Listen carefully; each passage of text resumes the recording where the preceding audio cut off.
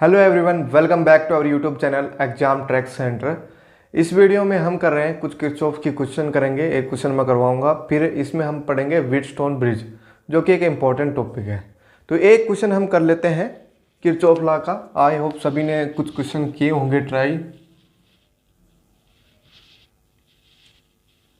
ये बुक में आपके गिवन है एक क्वेश्चन, ऐसे क्वेश्चन आपको ट्राई करने हैं।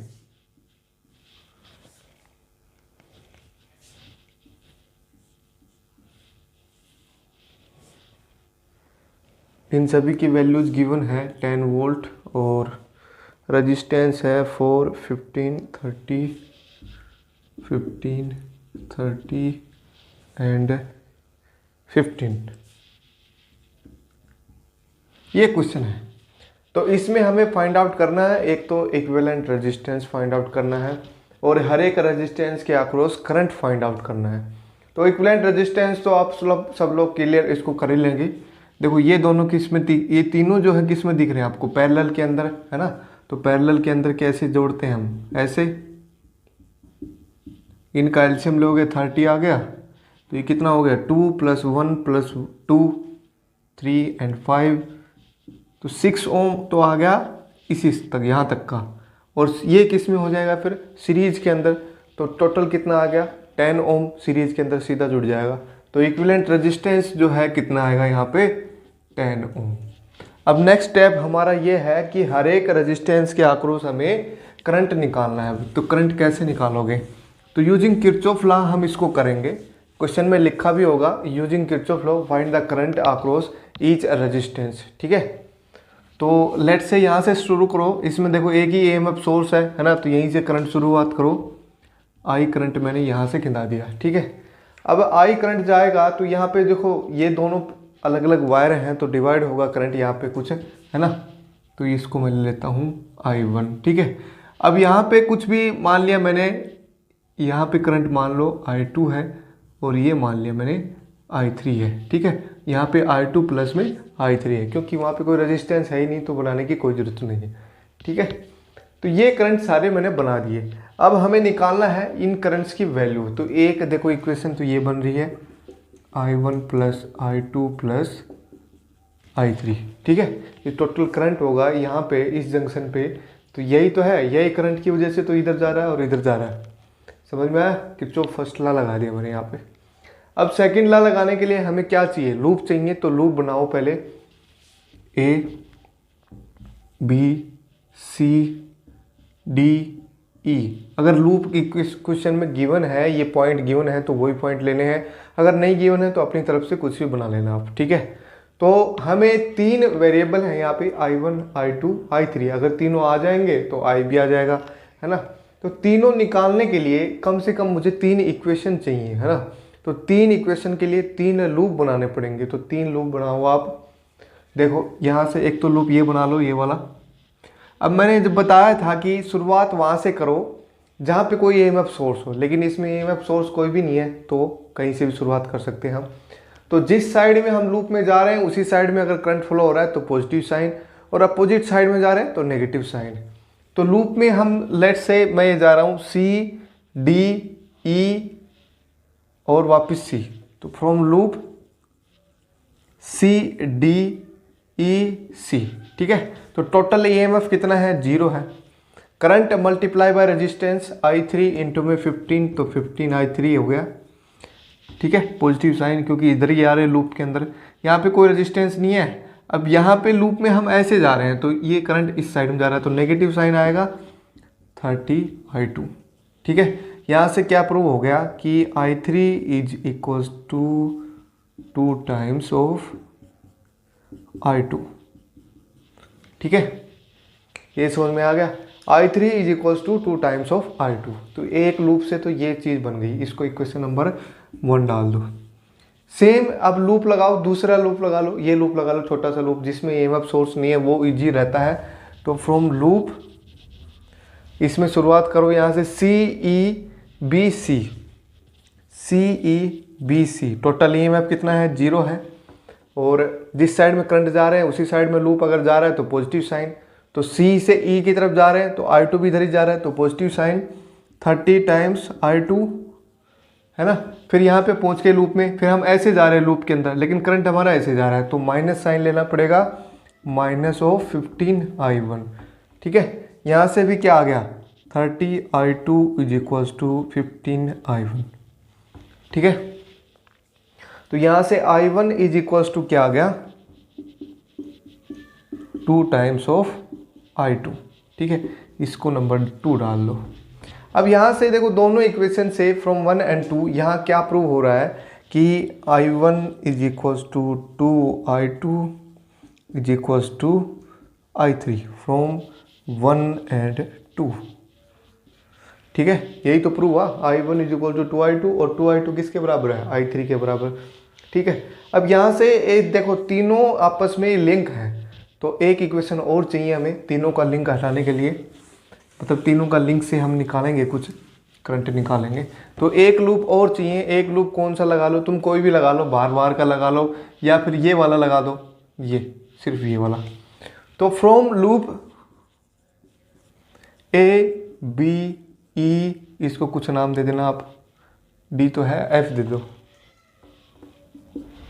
FA। ठीक है, टोटल EMF कितना है इसमें, 10 वोल्ट है, तो 10 वोल्ट लिख दिया मैंने, = जिस साइड में लूप में हम जा रहे हैं उसी साइड में पॉजिटिव साइन लेंगे, तो 4 टाइम्स में I,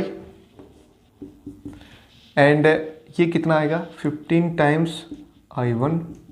यहाँ पे कुछ भी नहीं है तो बस यही आएगा।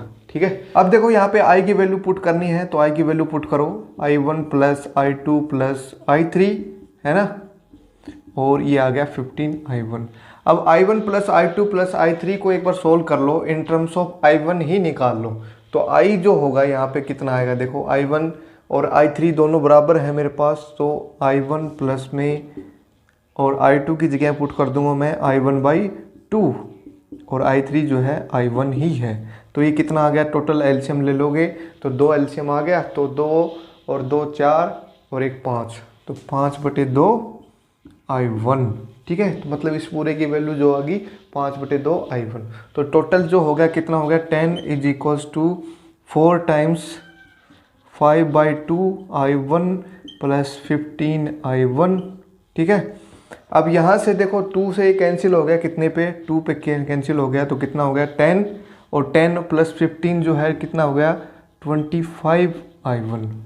ठीक है, अब I1 की वैल्यू जो है यहाँ से निकल गई, कितने निकल गई, I1 जो होगा कितना होगा 10/25 कैंसिल कर दो, तो 2/5 एम्पियर करंट आ गया I1, ये 2/5 आ गया। सिमिलरली I3 भी कितना आएगा, क्योंकि I1 और I3 कितना है, बराबर है, तो 2/5 ही इतना है, इतना ही आएगा ये भी। और I2 कितना होगा, I2 क्या होता है, I1/2, यहाँ पे इसमें क्या है I1/2, I1 की वैल्यू ये है, तो इसको 2 से डिवाइड कर दो तो 1/5, और I जो है करंट कितना आएगा, इन सभी को ऐड करना है हमें, सभी को ऐड करोगे 2/5 + 2/5 + 1/5, तो कितना होगा, एलसीएम ले लो 5, 2 + 2 + 1, तो 5/5 1 एम्पियर। ठीक है, तो इस रेजिस्टेंस के अक्रॉस 1 एम्पियर करंट है, इसके अक्रॉस कितना है 2/5 है, इसके अक्रॉस कितना है 1/5, और इसके अक्रॉस कितना है सेम 2/5 एम्पियर। ठीक है, तो ये क्वेश्चन था हमारा, इक्विवेलेंट रेजिस्टेंस निकालना था और हर एक रेजिस्टेंस के अक्रॉस करंट निकालना था, जो कि हमने निकाल दिया। ठीक है, अब देखो नेक्स्ट टॉपिक जो है अपना व्हीटस्टोन ब्रिज है, तो इसमें किरचॉफ लॉ लगा के ही उसको कंडीशन को प्रूव करेंगे, व्हीटस्टोन ब्रिज की कंडीशन को। व्हीटस्टोन ब्रिज की कंडीशन आप लोगों ने पढ़ ली होगी, क्वेश्चन कर लिए होंगे। व्हीटस्टोन ब्रिज के कैपेसिटेंस के अंदर और रेजिस्टेंस के अंदर, दोनों के अंदर हमने क्वेश्चन करे हैं। अब इसको हम प्रूव करेंगे उस कंडीशन को जो हम आज तक यूज करते आ रहे थे वो। ठीक है, तो पहली बात तो एक ब्रिज बनाना है हमें,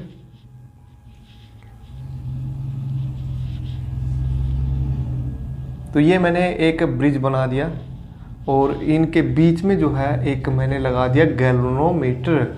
अब गैल्वेनोमीटर क्या होता है, ऐसा मीटर जो स्मॉल करंट को भी डिटेक्ट कर पाए।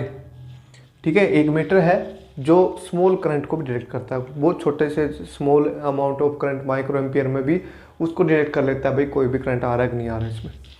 ये ईएमएफ सोर्स है, एक्सटर्नल ईएमएफ सोर्स, तो इसका करंट मैंने मान लिया यहाँ पे आई जा रहा है। ठीक है, अब ये करंट देखो डिवाइड होगा हर एक ब्रांच में अलग अलग, क्योंकि पैरेलल में है, कुछ एक कुछ सीरीज में भी है। तो देखो यहाँ पे करंट जो है, लेट से मैं गिना रहा हूँ यहाँ पे I1, ठीक है। तो यहाँ पे कितना जाएगा, I करंट था टोटल, यहाँ पे I1 चला गया, तो यहाँ पे बचेगा I माइनस में I1, ठीक है। अब इस I1 का करंट जो है यहाँ भी जाएगा और यहाँ पे भी जाएगा, है ना।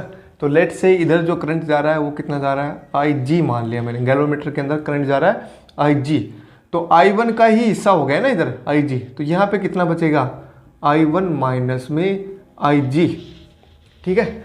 अब ये IG करंट यहाँ पे आ गया और ये करंट भी यहाँ पे आ गया, तो दोनों ऐड होंगे इधर जाने के लिए, तो यहाँ पे ऐड करके लिख दो I माइनस में I1 प्लस में IG।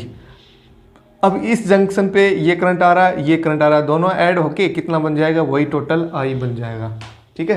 तो ये करंट की डायरेक्शन इसमें इंपॉर्टेंट है, ये ध्यान रखनी है आपको, ठीक है। किरचॉफ फर्स्ट लॉ लगाना है बस।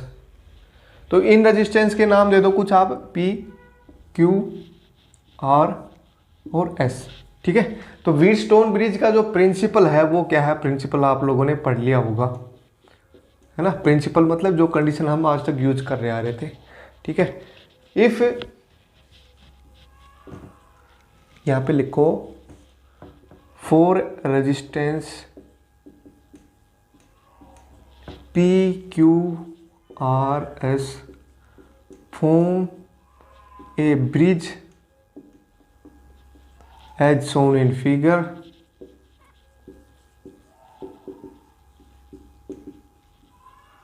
then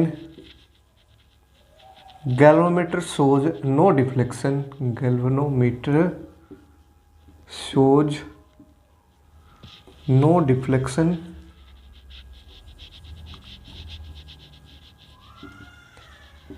इफ गैल्वेनोमीटर के अंदर कोई डिफ्लेक्शन नहीं आएगा। डिफ्लेक्शन मतलब इसमें जो करंट है ये डिटेक्ट करता है, सिर्फ मेजर नहीं करता कितनी वैल्यू है, ये सिर्फ ये बताएगा भाई इसमें करंट आ रहा है कि नहीं आ रहा। अगर वो डिफ्लेक्ट होगी तो करंट आ रहा है, नहीं होगी तो नहीं आ रहा। तो इसमें अगर डिफ्लेक्शन नहीं आ रहा है इसका मतलब करंट जो है IG कितना है, 0 है। अगर ये करंट IG 0 है उस केस में ये 0 कब होगा, जब ये एक कंडीशन को फॉलो करेगा। कौन सी कंडीशन है वो उसको हम बोलते हैं व्हीटस्टोन ब्रिज की कंडीशन। अगर इन रेजिस्टेंस का जो रेशियो है वो बराबर है, इनका रेशियो और इनका रेशियो बराबर है, या फिर इन दोनों का रेशियो और इन दोनों का रेशियो जो है बराबर है, तो मैं कहूँगा कि इसके अंदर गैल्वेनोमीटर के अंदर कोई भी करंट नहीं आएगा, कोई डिफ्लेक्शन नहीं होगा इसके अंदर, ठीक है। तो ये कंडीशन है व्हीटस्टोन ब्रिज की। ये कब है, जब गैल्वेनोमीटर के अंदर कोई करंट नहीं है, कोई भी डिफ्लेक्शन नहीं है। तो इस कंडीशन को अब हम प्रूव करेंगे यूजिंग किरचॉफ लॉ। तो इसमें किरचॉफ लॉ लगाने के लिए हमें क्या करना है, लूप बनाने हैं पहले, है ना। तो लूप बनाओ आप, ये बना लो A, B, C, इसको नाम दे दो D, ठीक है। तो ये मैंने लूप बना दिए। अब इसमें देखो आप लूप, हमें वेरिएबल कितने हैं यहाँ पे, I1 है और I है, 2 वेरिएबल है, तो 2 ही इक्वेशन चाहिए सिर्फ हमें। IG तो है 0 कर देंगे एंड के अंदर, तो 2 इक्वेशन चाहिए यहाँ पे सिर्फ, तो 2 ही लूप लगाने हैं सिर्फ आपको। तो 2 लूप कौन से लगाओ, ये अंदर अंदर के लगा लो ताकि आसानी हो जाए, ये वाला एक और एक ये वाला, ठीक है। अब इसके अंदर लूप लगाओ, लूप जिस साइड में करंट, कहीं से भी स्टार्ट कर दो, यहाँ से स्टार्ट कर दो, चलो A B C A, ठीक है। ये वाला लूप क्लोज लूप लेना है हमें। तो EMF कितना है इसमें, 0 है। I1 इंटू में P, बस जिस साइड में लूप जा रहे हैं उसी साइड में करंट है तो positive sign, otherwise negative sign. इसका रेजिस्टेंस मैंने मान लिया है G है, तो अभी मैं मान रहा हूँ कि इसमें अंदर करंट जा रहा है, हम इसको बाद में 0 कर देंगे और फिर कंडीशन हम चेक करेंगे। तो I1 इंटू में P प्लस में IG इंटू में G एंड माइनस में I माइनस में I1 और ये है R। तो इसको इक्वेशन नंबर डाल दो, 1 डाल दो, ठीक है। सिमिलरली अब लूप लगाओ सेकंड वाला loop B D C B, ये वाला B D C B। EMF कितना है, 0 है और करंट I1 माइनस में IG इंटू में Q अब यहाँ पे लूप में ऐसे आ रहे हैं और करंट जा रहा है हमारा ऐसे, तो नेगेटिव साइन लेंगे माइनस साइन के साथ, आई माइनस में I1 प्लस IG, रेजिस्टेंस है S, और फिर लूप में गए ऐसे, ये भी नेगेटिव में आएगा, माइनस में IG इंटू में G। ये इक्वेशन नंबर 2 डाल दो इसको। तो हमें वो कंडीशन यूज करनी है कि गैलोमीटर के अंदर डिफ्लेक्शन नहीं आएगा। कब नहीं आएगा? तो let galvanometer shows no deflection, galvanometer shows no deflection. Deflection नहीं आ रहा है, इसका मतलब क्या है? IG इज 0, मतलब इसमें कोई करंट नहीं आ रहा। IG 0 कर दो तो 1, इक्वेशन 1 के अंदर IG 0 करो जरा, कितना आएगा देखो, ये वाली टर्म 0 हो जाएगी तो बच गया क्या? 0 is equals to I1P minus I minus में I1 इंटू में R। यहाँ से इसको इधर ले जाओ या फिर इसको इधर ले जाओ, कोई भी एक इधर ले जाओ, ठीक है। यहाँ से ये बन गया, इसको इक्वेशन नंबर डाल दो 3। भाई इसको मैं इधर ले आया या फिर इसको इधर लेके जाओगे तो माइनस साइन आएगा, माइनस से माइनस कैंसिल हो जाएगा, ठीक है। सिमिलरली सेकेंड के अंदर IG 0 पुट करो तो 0 is equals to I1 into में Q। भाई ये 0 हो गया ना, माइनस में ये भी 0 हो गया, I माइनस में I1 इंटू में S, और ये टर्म भी 0 हो गई, ठीक है। तो इसको भी इधर ले जाना, I1Q is equals to I minus में I1 एंड ये आ गया S, ठीक है। इसको इक्वेशन नंबर डाल दो 4। अब हमें क्या करना है? डिवाइड कर दो 3 को 4 से, तो 3/4, 3/4 करोगे तो देखो ये वाली ये डिवाइड करो, I1P by I1Q, I minus में I1 इंटू में R, I माइनस में I1 इंटू में S। I1 से I1 कैंसिल हो गया, यहाँ पे भी ये कैंसिल हो गया, तो ये बन गया P/Q is equals to R/S, ठीक है। तो ये कंडीशन आ गई, कब आई है? जब गैलोमीटर के अंदर कोई भी डिफ्लेक्शन नहीं आ रहा है। तो ये है व्हीटस्टोन ब्रिज की कंडीशन। 3 नंबर के अंदर ये प्रूव करना आता है, इसका मोस्ट इंपॉर्टेंट क्वेश्चन है ये, ठीक है। तो सभी को समझ में आ गया होगा। अगर नहीं आया अभी तक कुछ भी पार्ट तो मेरे को कमेंट करके ज़रूर बताएं। कमेंट क्या करो, मेरे को पता नहीं लगता कि कौन वीडियो देख रहा है कौन नहीं देख रहा है, ठीक है।